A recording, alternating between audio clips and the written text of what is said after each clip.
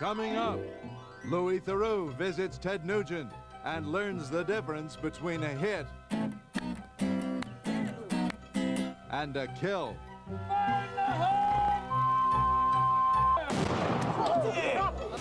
You having fun here on Canada Night? I'm having a blast.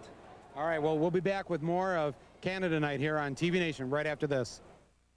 Cat scratch fever, da-da-da. Cat scratch fever, da-da-da-da. You know, when I was growing up in Michigan, that's all we listened to. Ted Nugent, the Motor City Madman. But these days, Ted is singing a different kind of tune. Watch this. Cat scratch fever, da-da-da-da. Until recently, it wasn't going so well for the National Rifle Association. George Bush resigned, and they've got a multi-million-dollar debt. But now they've got a strategy for turning things around. It starts with the appointment of their newest board member. It's Ted Nugent, the Motor City Madman. Bang! One dead bad guy. Bang! Another dead bad guy. Case closed. Ted gun control works. He burst on the charts way back in the 60s with his band, the Amboy Dukes, and the hit single, Journey to the Center of the Mind. In the 70s, he gave us Cat Scratch Fever. And for 3 straight years, he was the world's highest-grossing live act. And now the NRA is counting on Ted to bring his legions of fans into the fold. You can't have a better friend than Ted Nugent. He is known as the Motor City Madman. A little mad, but I think the madness is when focus is focused in a great way. Fire in the hole! You are, I am, we are the commandos. He's great. We love Ted. We are the voice of freedom in America. That's what we are. He's in touch with everything. And I don't want a global government. I don't want a one world order. I think America makes the rest of the world look like a bunch of... She thinks he's sexy. I don't want to be equal with Europe. They're a bunch of weenies. I feel the same exact way he does. I don't want to be equal with Japan. I'd vote for her. I wanted to meet the rock star who grooves on guns as well as guitars. You can't do this on a guitar, kids. So I went to visit Ted on his 700-acre Michigan compound. Hello, it's Louis Theroux from TV Nation. May I come in, please? After a couple of awkward moments... Does this look familiar? Did I mention you can kiss my lion sack of That's not even close. Ted and I got along famously. Biscuit, Louis? No, I thought being a rock and roller meant being a liberal, Ted. I have to be honest with you. I'm sick and tired of these transparent little trendy, mindless twits with all their superfluous, meaningless mosh pit dog. But that's rock and roll, isn't it? Oh, is it really?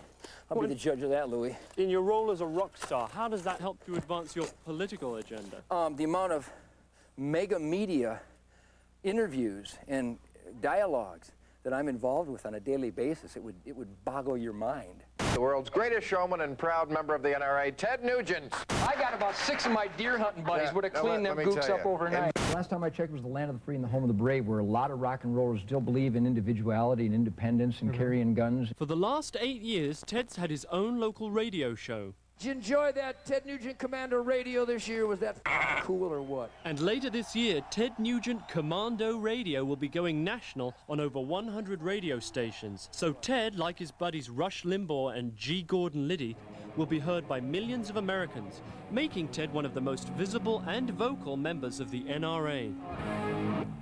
We're sick of being misrepresented, both in the media and in politics. We are the conservatives that still believe that a family represents a mom and a dad.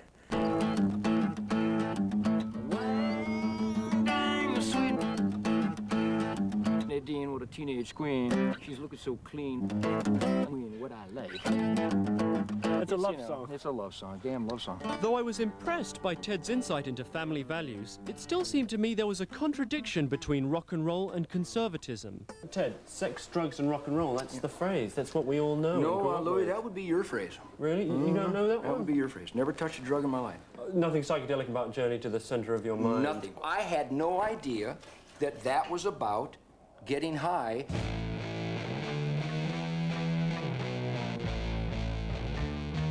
When the bandmates, when those Amboy Dukers proposed the album cover artwork to me, I had no idea whatsoever that this was paraphernalia for smoking dope.